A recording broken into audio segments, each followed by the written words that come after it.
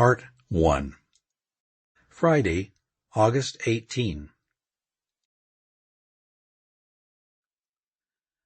For Mom, the move from Texas to Florida was a military operation, like the many moves she had made as a child.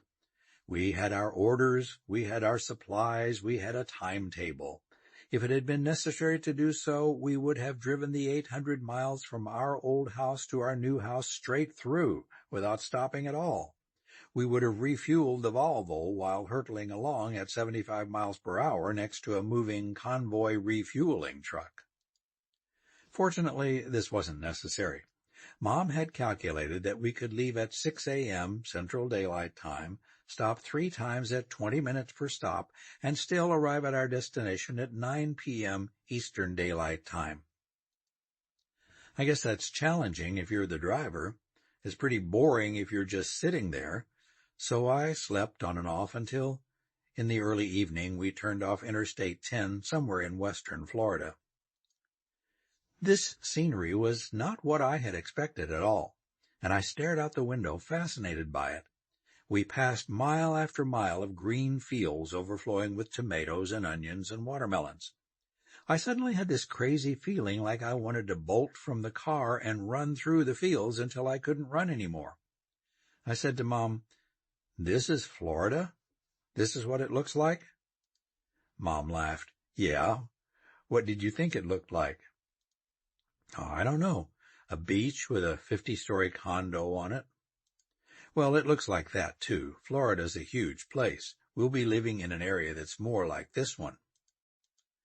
"There are still a lot of farms around." "What do they grow?"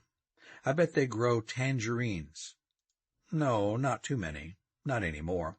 This is too far north for citrus trees. Every few years they get a deep freeze that wipes them all out. Most of the citrus growers here have sold off their land to developers." "Yeah, and what do the developers do with it?" "Well, they develop it. They plan communities with nice houses and schools and industrial parks. They create jobs, construction jobs, teaching jobs, civil engineering jobs, like your father's." But once we got farther south and crossed into Tangerine County, we did start to see groves of citrus trees, and they were an amazing sight. They were perfect, thousands upon thousands of trees in the red glow of sundown, perfectly shaped and perfectly aligned vertically and horizontally, like squares in a million-square grid. Mom pointed. "Look, here comes the first industrial park." I looked up ahead and saw the highway curve off left and right into spiral exit ramps like ram's horns. Low white buildings with black windows stretched out in both directions. They were all identical. Mom said, "There's our exit, right up there." I looked ahead another quarter-mile and saw another pair of spiral ramps, but I couldn't see much else. A fine brown dust was now blowing across the highway, drifting like snow against the shoulders and swirling up into the air. We turned off Route 27, spiraled around the ram's horns, and headed east. Suddenly the fine brown dirt became mixed with thick black smoke. Mom said, "Good heavens, look at that." I looked to where she was pointing, up to the left, out in a field, and my heart sank. The black smoke was pouring from a huge bonfire of trees, citrus trees. I said, "Why are they doing that? Why are they just burning them up?" "To clear the land." "Well, why don't they build houses out of them, or homeless shelters or something?" Mom shook her head. "I don't think they can build with them. I don't think those trees have any use other than for fruit." She smiled. "You never hear people bragging that their dining room set is solid grapefruit, do you?" I didn't smile back.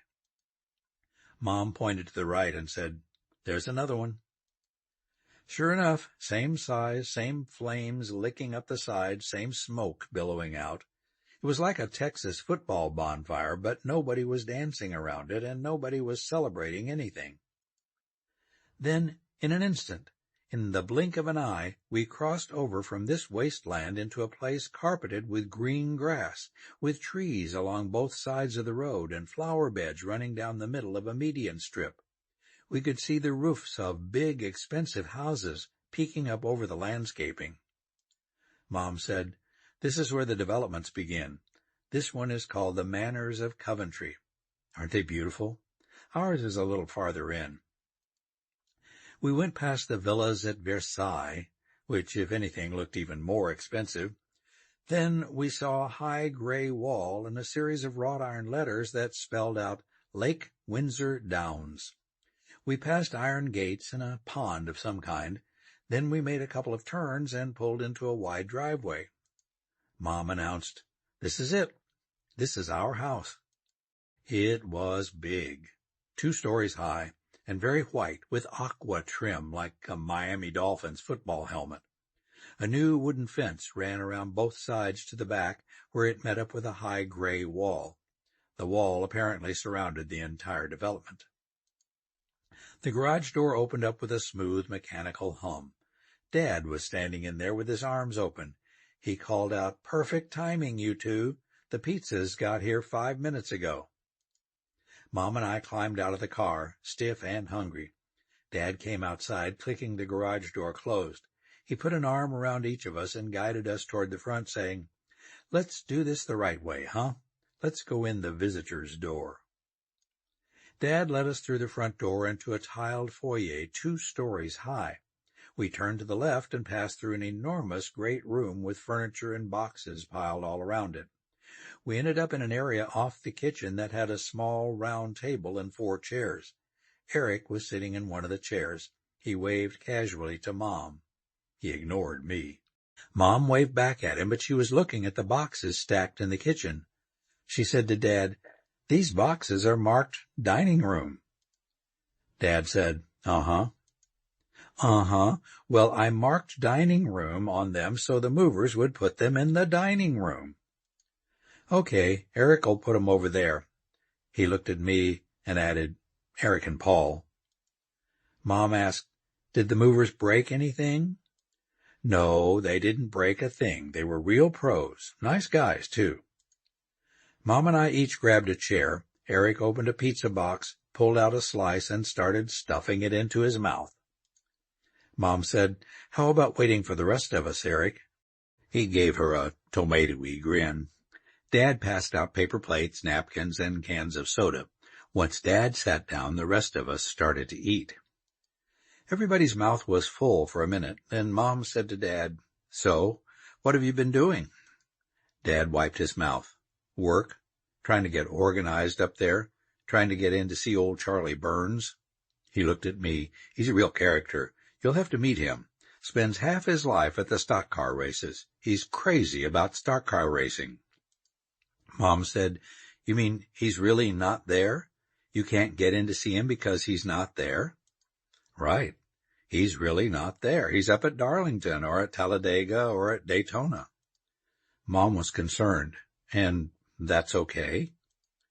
"I don't know that it's okay, but that's the way it is. He's the boss. He makes his own hours. He told me I can make my own hours, too." He looked over at Eric. "That'll be good for us. I'll be able to go to football practice every day." I thought to myself, okay, here we are. How long did it take Dad to get to his favorite topic, the Eric Fisher football dream? I'd heard it all before, too many times, and I was about to hear it again. I tried to head him off by asking him something, anything, but he was too fast for me. It's a great opportunity for you boys, too. Eric will get the exposure he needs in the press. The Tangerine Times is crazy about high school football. And we're just down the road from the University of Florida. You know, the Gators? In fact, old Charlie is a big Gators fan. And Florida State and the University of Miami aren't far away. These big-time Florida schools like to draft Florida boys for their teams. That was that. Dad was now off into the Eric Fisher football dream. As soon as I got an opening, I said, "May I be excused? I'd like to go find my bedroom." Dad said, "Sure thing. You're at the top of the stairs to the right. Eric's down at the other end. And you have 2 guest rooms in between. You guys should never hear each other." I retraced my steps through the great room, went up the stairs, and turned right. I had to squeeze into my bedroom past a stack of boxes. I switched on the light and saw one that had Paul's Sheets written on it. so I opened it and made up my bed. Then I found my computer carton and set it up on the desk. When I got around to putting my clothes away in the dresser, I came across a box that said, Eric's Trophies. I felt a surge of anger, Mom's anger, at the moving guys for doing that. I picked it up and carried it out to the top of the stairs. Eric was standing down in the foyer. He had the front door cracked open. He was talking to a group of kids, at least 2 girls and 1 guy, telling them that he would see them later. I put the box down quietly and hurried back into my room. I turned on the computer, got into my private journal, and wrote until about 11 o'clock. Then I lay down on the bed and fell asleep. But I woke up almost immediately. Someone was running down the hall. It was Eric. I heard him run down the stairs, go out the front door, and pull away in a loud car. I couldn't go back to sleep. My mind started racing like an engine. I started thinking about our old house. Then I started thinking about a zombie, a pissed-off zombie, dragging 1 foot behind him, keeping to the right, taking his time, slowly, surely, stalking his way down Interstate 10.